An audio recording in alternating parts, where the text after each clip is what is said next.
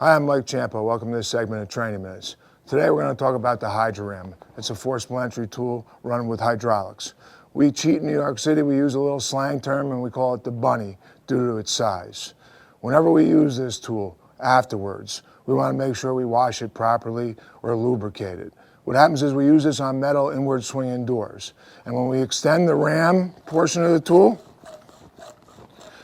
metal chips, metal flakes, paint chips will all get into this location. So we can wash it with soap and water. Also, lubrication.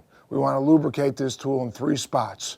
Okay? We want to use the main ram with 3-to-1 oil. We also want to use 3-to-1 oil on the lifting piston and then also on the release.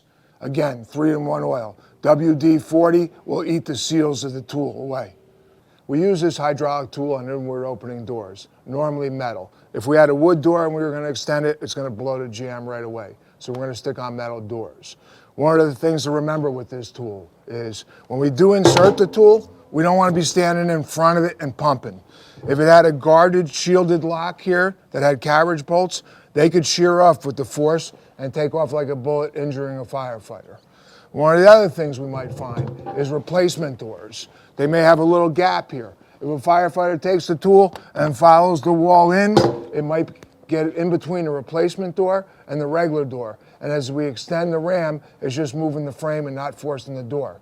One of the tricks of the trade is to put some pressure on the door if you haven't gapped it already with your set of irons, okay?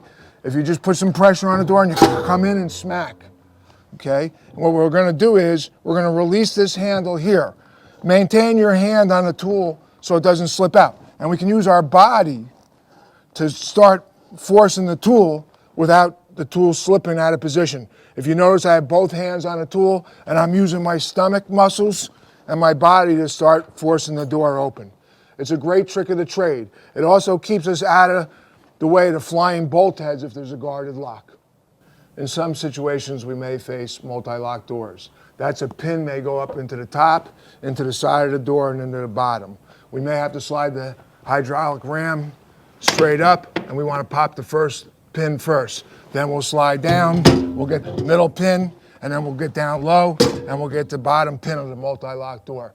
We may have to use this tool in many different positions. In many situations, you're going to extend the Hydra-Ram all the way. The most cylinder and piston can go out. The lock hasn't given. So the member's going to maintain his purchase with his knee, or another member can come in and lean up against the door, and we're going to make up that gap. We're going to put the axe in here as a chock, reinsert the rabbit tool into position. Now we can start pumping to blow the rest of the lock off the door.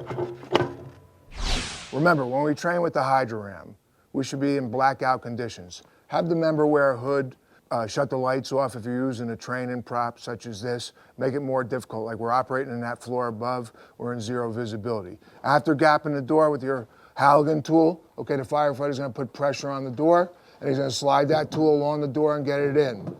Okay, he's in there, he's gonna pop the handle off, he's gonna maintain 2 hands on that tool, he's gonna use his body to press it in, and he can start getting at the force. If you notice again, he has both hands on the tool. Okay, now if it gets a little tougher, he can go to one hand, but the tool's set in position. It won't slip out.